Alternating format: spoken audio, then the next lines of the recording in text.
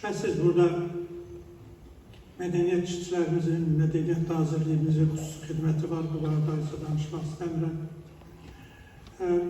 Ben burada bu 80 yaşı ucalığından belə deyək ki, baxanda, bu jubiley axşamından baxanda, başqa bir jubiley yadıma düşür.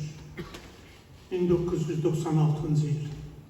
O vaxt biz, deməli, Skandinaviya ölkələrindən geri dönürdük.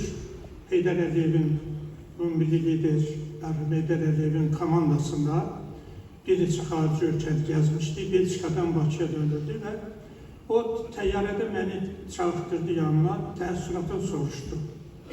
Çünki əlində xəritə uçaq, kör dünyaya sübut eləmək istəyir ki, bu Qarabağın heç Ermənistanla sərhədli yoxdur, bu necə Ermənistan bura iddia edə bilər.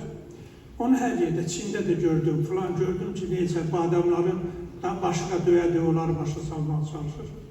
Biraz söhbət elədik, sonra mən dedi ki, 50 yaşını qeyd edəcəksən jubileyini. Mən güldüm, dedim ki, 50 yaşı, o vaxt mən özümü çox gənc hesab edirdim. Dedim ki, 50 yaşı nə jubileydə mən belə və indi xalqın bu vaxtında jubiley keçirmək olar.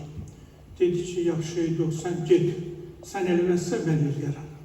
Və doğrudan da mənim xəbərim olmadan dəvətləmələr çap olundu və Opera Balet Teatrında elə bu gecə qədər uzun bir gecə oldu. 3 saatda gəlib orada iştirak elədi. Əvvəlki kadrlarda da onu gördünüz.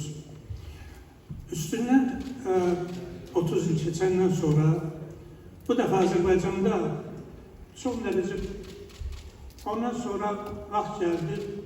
Deməli, illər keçdi, müharibə və s. Bu yaxınlarda dünyanın 65 ölkəsindən 185 ölkəsindən 65 mindən çox qonaq Bakıda olan təbiət də bir dəfə bir tərəfdən işıqdağılığın başlamışdı.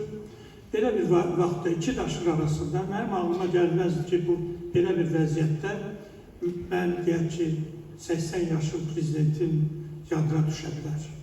Amma bu iki daşın arasında vaxt tapıb mənə şöhrət ordeni verməsi, əlbəttə o həmin atasından gələn ənənənin davamıdır.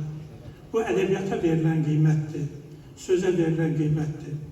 Çünki mən bizim tariximizi yaxşı bilirəm, bizim tariximizdə mədəniyyətə, ədəbiyyata Heydər Əliyev qədər ciddi yanaşan və qiymət verən sənətə, sənətin bütün növlərdə ikinci bir adam tanı